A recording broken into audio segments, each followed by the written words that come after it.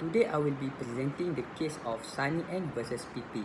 In this case, the appellant was convicted of the murder of one Jenny Chok Cheng Kit and was sentenced to death. According to the prosecution, the offence was committed at sea near Two Island of Singapore. The appellant had hired a sampan from a boatman, and on his direction, the boatman brought the appellant and the girl to a place near the Two Island where he dropped the anchor. According to the appellant, his objective in going there was to collect corals. The prosecution contended that his real intention was to murder the girl, and that in pursuance of that intention, he assisted her to put on a diving equipment and allowed her, a novice diver, to go down there alone, wearing a flipper which had been previously cut in waters which he knew were dangerous and hazardous, with the result that she met her death.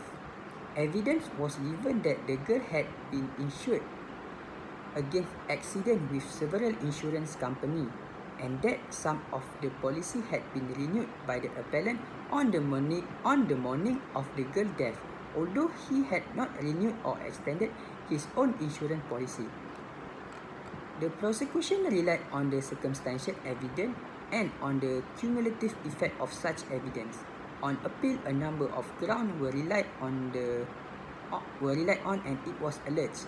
One of them is regarding the circumstantial evidence that the learned trial judge erred in law in failing adequately to direct the jury on the danger of convicting an accused person upon circumstantial evidence.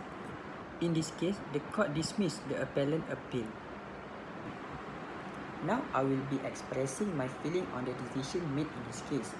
I wholly agree with the decision of the judge to dismiss the appeal. There are several reasons on why I feel as such. Circumstantial evidence is a proof of a fact or set of facts from which one could infer the fact in question. In this case, all the circumstantial evidence lead to the one conclusion that the appellant intentionally caused the death of the victim. For example, on the 27th August 1963, Jenny was insured against accidents with several insurance companies. Not only that, some of the policy had been renewed by the appellant on the morning of the girl's death, although he had not renewed or extended his own insurance policy. Circumstantial evidence here is strong enough to lead to only one conclusion, that the appellant killed the girl. My evaluation of this case on circumstantial evidence is such as, according to Section 60 of the Evidence Act 1950, if the circumstantial evidence is accumulated, it could build a strong and convincing evidence. Weightage provided for circumstantial evidence in court are very low. For example, in the case of Hanif Basri, in this case, the circumstantial evidence is not strong enough. In this case, there is no sign of breaking, so the killer is someone known to the deceased. Moreover, the accused is the last person to be with the deceased. However, there is too many doubts in the case, which the circumstantial evidence is not convincing. As conclusion, I totally agree with the decision made in Sunny N versus PP.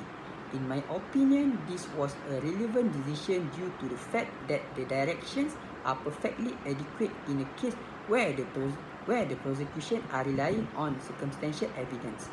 The circumstantial evidence is clear and convincing that the appellant killed the deceased. In my opinion, for circumstantial evidence to be success, it needs to be accumulated so that it will be clear and not in doubt. Thank you.